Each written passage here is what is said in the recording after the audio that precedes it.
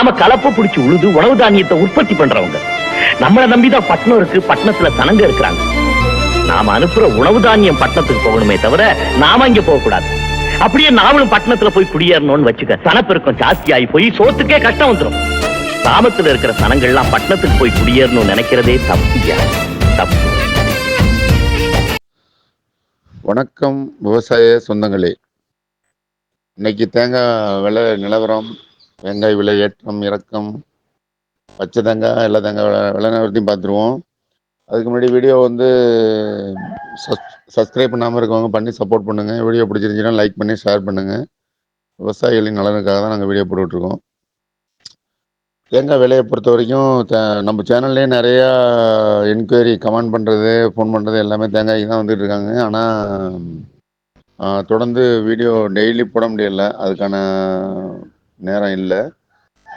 அதனால தான் ஒரு வாரம் 10 நாளைக்கு ஒரு தடவை கண்டிப்பாக போட்டுடுறோம், ஃபாலோ பண்ணிக்கோங்க. இப்போ தேங்காய் விலை ஒரு 10 நாளைக்கு முன்னாடி நல்லா விலை ஏறி தான் இருந்துச்சு. நல்லா 42, 43 போனது 48,000 வரைக்கும் போணுச்சு. மூளைக்காய் காங்காய் நல்லா இழுப்பு இருந்துச்சு. அதுக்கப்புறம் குடுமி சென்னை எங்கே பார்த்தாலுமே நல்லா வாண்டட் இருந்துச்சு. அதுக்கப்புறம் இப்போ இந்த லீவு ஓரளவு எல்லாமே ஸ்கூலு காலேஜ் எல்லாமே முடிஞ்சு லீவ் விட ஆரம்பிச்சிட்டு சென்னை நிறையா இழுப்பு கிடையாது. காங்காய் மட்டும் போயிட்டுருக்கு, மூளைக்காய் போயிட்டுருக்கு. ஆனால் விலை ஒரு டன் 43, 44,000 போயிட்டுருக்கு மூளைக்காய். அதாவது தேங்காய் சுத்தமாக எதுவுமே இல்லாமல் பஞ்சு இல்லாமல் உரிக்கிறதா மூளைக்காய், அது போயிட்டுருக்கு. அது இன்னைக்கு ரேட்டு 44 வரைக்கும் போயிட்டுருக்கு. குடுமி சென்னையில் எங்கேயுமே இழுப்பு இல்லை. காரணம் இந்த மாதிரி அந்த ஹாஸ்டல் காலேஜ் எல்லாம் பண்ணிட்டாங்க. எலெக்ஷன் நெருங்குறது, லேபர் எல்லாமே மொத்தத்தில் இந்த நடுவு நடுறவங்க, எல்லா தொழிலாளர்கள் வட இந்தியாவிலேருந்து நமக்கு நிறைய பேர் வேலை பார்த்துட்டு இருக்காங்க. எல்லா இடத்துலையுமே அவங்க ஊருக்கு போக ஆரம்பிச்சிட்டாங்களாம். எல்லாமே ஓரளவு ஊருக்கு போக ஆரம்பிச்சோன்னா எல்லாமே கொஞ்சம் ஸ்பீடு குறைய ஆரம்பிச்சிட்டு, அதான் காரணம். மற்றபடி தேங்காய் இந்த முன்னாடி கடுமையான விலை இறங்கிரும்னு சொல்லி சொன்னது. இப்போ உற்பத்தி தோப்பில் காய் எக்கச்சக்கமாக வருது அப்படின்னு சொன்னாங்க. அது ஓரளவு இப்போ கொஞ்சம் மீடியம் ஆகிட்டுன்னு வச்சுக்கோங்களேன். இப்போ 10,000 உங்களுக்கு 20,000 வந்துச்சு. அதாவது ஒரு மாதத்துக்கு முன்னாடி, அந்த ஒரு மாதத்துக்கு முன்னாடி தேங்காய் எண்ணிக்கை அதிகமாக வந்தது உண்மைதான். ஆனால் இப்போ அது எப்பவும் போல் பழையபடி வர ஆரம்பிச்சிருச்சு. அதனால் விலை ரொம்ப இறங்குறதுக்கு வாய்ப்பு கிடையாது. அடுத்தடுத்த மாதத்துக்குலாம் ஏறது தான் வாய்ப்பு. காங்காயம்லாம் நல்லா போயிட்டுருக்கு. கொப்பரை மார்க்கெட்டு நல்லா தான் இருக்குது. கொப்பரை மார்க்கெட் 180 ரூபா வரைக்கும் போயிட்டுருக்கு. இங்கே பட்டுக்கோட்டையிலேயே 160க்கு எடுத்தாங்க போன வாரம். மூளைக்காய், குடுமிக்காய் இந்த ரேட்னா உங்களுக்கு குடுமிக்காய்ங்கிறது இந்த பஞ்சு வச்சு உரிக்கிறது. அதில் ஒரு டன்னுக்கு 30 கிலோ ஷார்ட்டேஜ் கழிச்சுக்கிட்டு பாக்கிக்கு காசு கொடுத்தா போதும். இது ரேட்டு எல்லாமே நம்ம இடத்துல உள்ள ரேட்டு தான் நான் சொல்கிறது. அதாவது நம்ம இடத்துல ஸ்பாட் ரேட்டு, இது இடத்துல உள்ள ரேட்டு, எங்கள் இடத்துல உள்ள ரேட்டு. மற்றபடி டெலிவரி, மற்றபடி வாடகை, டெலிவரி, படுதா போடுறது, ஏற்றுறது, இறக்குறது, இது எல்லாமே உங்கள் இடத்துல இப்போ காங்கேயமோ இல்லை சென்னையோ இல்லை எங்கே இறக்கணும் அது தனி ரேட்டு வரும். கசங்கள் 47 வரைக்கும் போயிட்டுருக்கு. அதாவது ஒரு 2 மாதத்து கசங்கள் பிளாக்னு சொல்லுவோம்ல அது. இப்போ இது இந்த பச்சை ரேட்டு சொல்கிறது பிஸ்கட் கலர் தான், சீவர் பச்சை கிடையாது, பிஸ்கட்டு. இந்த மாதிரி போயிட்டுருக்கு. மட்டை 1 ரூபாயிலேருந்து 1.50 வரைக்கும் போயிட்டுருக்கு. இப்போ ஃபஸ்ட்டு 2 ரூபா வரைக்கும் போனது, அது கொஞ்சம் இறங்குனுச்சு. மறுபடியும் ரொம்ப 70 காசு 80 காசுக்கெல்லாம் வந்துச்சு. இப்போ மறுபடி 1.30, 1.40, 1.50 இந்த ரேஞ்சில் போயிட்டுருக்கு.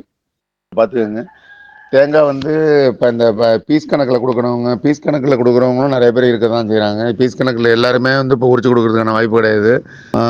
அப்போ பீஸ் கணக்கில் என்ன ரேட்டு கொடுக்கலாம் அப்படின்னு சொல்லி நிறைய பேர் கேட்கும்போது, உங்களோட தேங்காய் சைஸ் நல்லா ஒரு 450 கிராம், 400, 450, 500, 550 இந்த ரேஞ்சில் இருந்துச்சுன்னா அதை நீங்கள் கணக்கு பண்ணிங்க. இன்னைக்கு ஒரு டன் எவ்வளவு, ஒரு கிலோ எவ்வளோங்கிறத நீங்கள் தெரிஞ்சுக்கலாம்.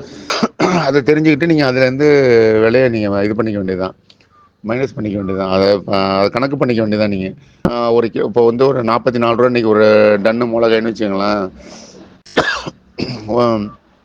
அப்போ உங்களோட தேங்காய் 1/2 கிலோ இருந்துச்சுன்னா அதுக்குள்ள ரேட்டு அதில் நீங்கள் ஒரு 22 ரூபா வருது. ஆனால் 22 ரூபான்னா தேங்காய் நம்ம ஏற்றணும், பறிக்கணும், அப்புறம் அதை அள்ளி கொண்டாந்து முட்டு சேர்க்கணும், அப்புறம் இதெல்லாம் இருக்குது. அதுக்கப்புறம் தேங்காய் வாங்குகிற வியாபாரிகள் அதை வந்து தேங்காய் ஆள் வச்சு ஒரு 100 1000 தேங்காய்க்கு வந்து இவ்வளவுன்னு சொல்லி காசு கொடுத்து தான் வேலை பார்க்குறாங்க. அவங்க கொண்டு போய் போகணும். அதில் சேதாரம்லாம் நிறையா இருக்கும்.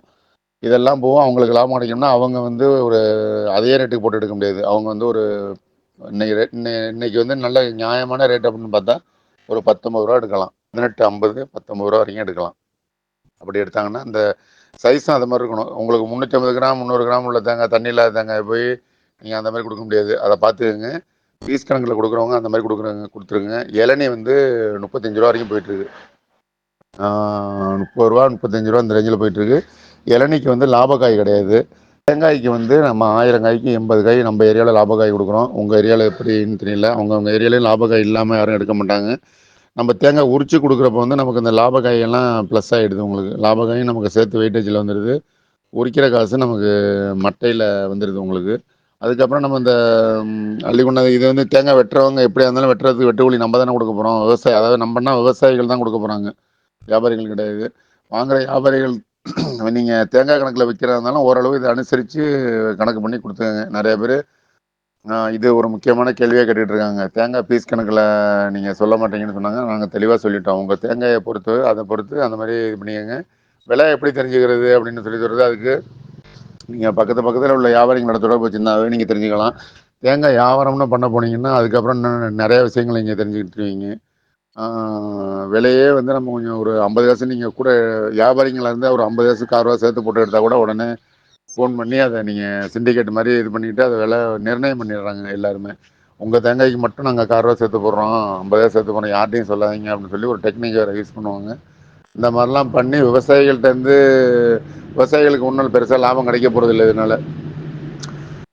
அதனால் நீங்கள் இதெல்லாம் அனுசரித்து பார்த்து கொடுத்துக்கங்க. வீடியோ பிடிச்சிருந்தீங்கன்னா லைக் பண்ணி ஷேர் பண்ணுங்கள். ஏதாவது டவுட்னா கமெண்ட் பண்ணுங்கள். மீண்டும் ஒரு நல்ல தகவலும் நல்ல வீடியோவில் சந்திப்போம். நன்றி, வணக்கம்.